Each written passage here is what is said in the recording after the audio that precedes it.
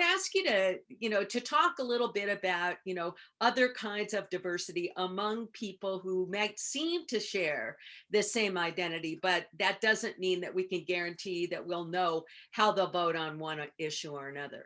No, absolutely not. I mean, the party politics are all over the map in my book.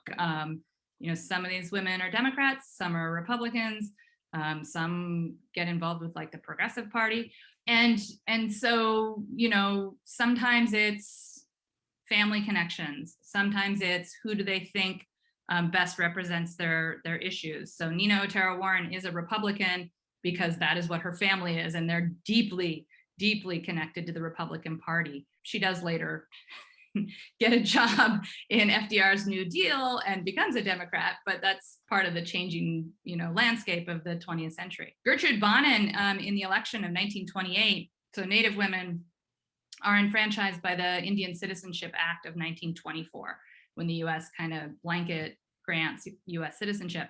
And that's another place you see real differences. Not all Native people wanted U.S. citizenship.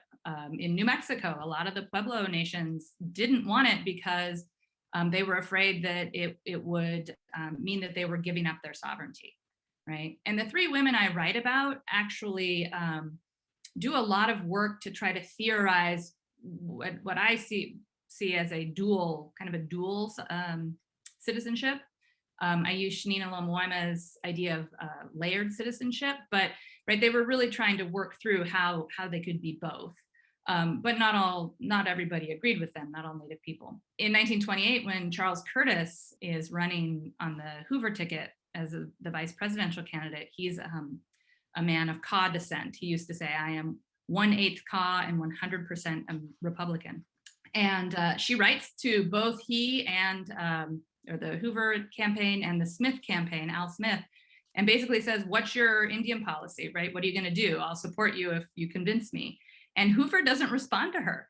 And Smith does. And actually John Collier writes this whole thing.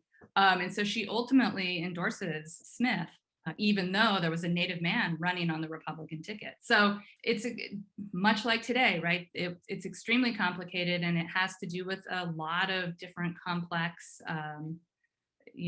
they're making complex decisions based on a lot of things that they're weighing.